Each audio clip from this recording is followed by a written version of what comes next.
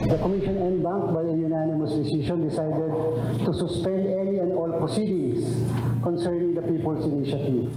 Hindi natatanggapin ng Commission on Elections o COMELEC simula ngayong araw ang signature sheets o mga pirma kaugnay ng isinusulong na People's Initiative upang baguhin ang saligang batas ng bansa. Ayon kay Chairman George Erwin Garcia, nagpasya silang suspindihin lahat ng proseso hinggil dito. Paliwanag ng komisyon dahil ito sa nakita nilang kulang at hindi malinaw sa umiiral na panuntunan na nasa COMELEC Resolution number 10650 na inilabas noong 2020 kung kailan hindi pa si Garcia ang chairman ng COMELEC. Dapat anila itong repasuhin, ayusin at dagdagan. Isa sa halimbawa ni Garcia ay ang withdrawal o pagbaway ng pirma ay wala naman sa guidelines. Sa ating palagay, may mga bagay po doon na kulang at wala doon sa ating pong guidelines. Katulad halimbawa yung rules sa mga withdrawal, yung rules sa mga opposition, yung rules sa mga notice, na sa bandang huli, kailangan po ito upang maiwasan ang problema, kaguluhan at hindi pagkakaunawaan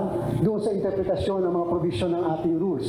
Maging ang isyu ng sinasabing vote buying o pamimili ng pirma ay hindi rin nakalagay. Dagdag pa ng poll body, ang hakbang na ito ay para maiwasan ang anumang problema sa hinaharap na sa huli sila rin ang masisisi. Ginawa ng mas maaga ang pagpapapirma ng walang formal na petisyong naihain sa kanila at wala pa silang jurisdiksyon sa isyu ng People's Initiative. Pagka pinagpatuloy namin ang rules, pagkatapos may problema, may kulang, lalo kaming kakasuhan. That's the religion of duty.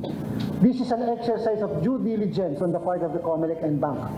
Na nakita namin ang magiging problema, marapat lang na ito ay atin munang ihinto. Ang pagsuspende sa lahat ng proceedings kaugnay ng People's Initiative ay indefinite o hanggang mayroon na silang kumpletong rules na ilalabas. May panel na bubuuin ang COMELEC na babalangkas sa rules para sa People's Initiative. Ang mga naisumite ng signature sheets sa COMELEC ay nasa ilalim na ito ng kanilang pangangalaga.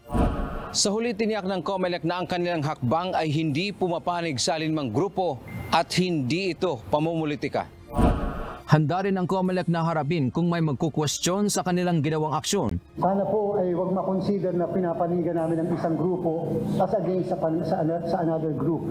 Kasi po ito naman pong ginagawa ng komisyon sa bandang huli kasi, alam nyo, ina-anticipate na namin. Pag dumating ang tamang panahon, masisisi ang COMELEC. Sana inayos nyo na yung una pa yan.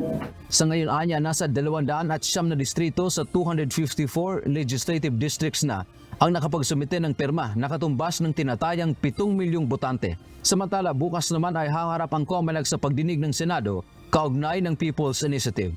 Dante Amento, UNTV, News and Rescue. Diyos ang aming sandigan, serbisyo publiko ang aming pinahahalagahan.